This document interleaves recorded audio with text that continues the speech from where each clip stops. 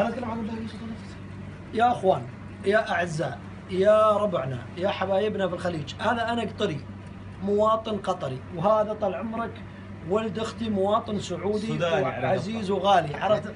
نبي نقول لكم شيء مهم، ان احنا طال عمرك ما تفرقنا اي حاجه في الدنيا على الاطلاق، لاننا احنا تلاحم ووحده واهل واخوان، اللي عمه واللي خاله واللي ابوه واللي جده واللي ماخذ من السعوديه واللي ماخذين مننا، والامارات معانا واحنا معاهم، والبحرين كذلك الامر. فيا جماعه الخير، العقلاء اللي قاعدين يطرشون في الواتساب وفي الوسائل التواصل الاجتماعي في تويتر وما الى ذلك، يجب ان احنا نتحرى من النقاط هذه.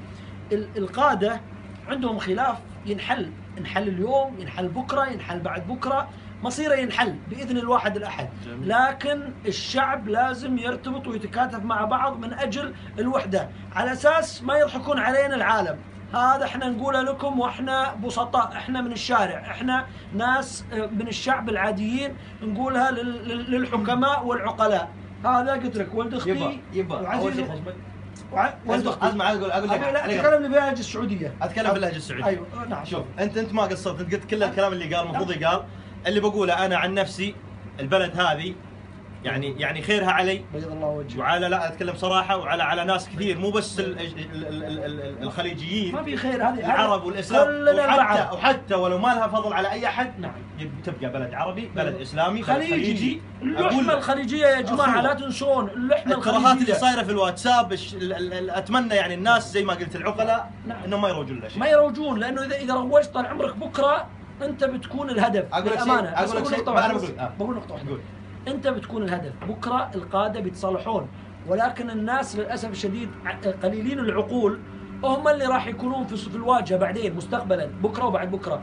فيا جماعه، يا اما تقدم شيء لتقارب وجهات النظر، ولا اصمت، اسكت لا تتكلم. صحيح. هذا المفترض مننا. ولا والله زعل فلان، يا اخوي البيت الواحد، انا واخواني نزعل، انا وعيالي نتهاوش، ولكن مصيرنا نتلاقى، لان عمر الظفر ما يطلع من اللحم. هذا اللي نقوله. فالعقلاء يا اخوان فتحوا، ولا المهاترات اللي قاعد تحصل في وسائل التواصل الاجتماعي تغركم، ويستفيد من يريدون الفائده الحقيقيه من هذا التفكك، اللي ان شاء الله ما نسميه تفكك، يعني سحابه صيف وتعدي. طلع ما احنا طالعين. يا مرحبا. والسعودي على راسنا حبيبي، يسلم راسك، والاماراتي على راسنا، والبحريني على راسنا، والكويتي على راسنا، والبحريني على راسنا، وكل شريف احنا نقدره ونحبه. وانا اقول لكم، انا مواطن قطري عادي، وانا اتحدث بكل اهل قطر بنفس الطريقه للامانه تجاه الخليجيين. ولكن شغلوا عقولكم يا اخوان، ولا تروحون مع التيار الذي يريد الهدام ولا يريد البناء. يعطيكم العافيه.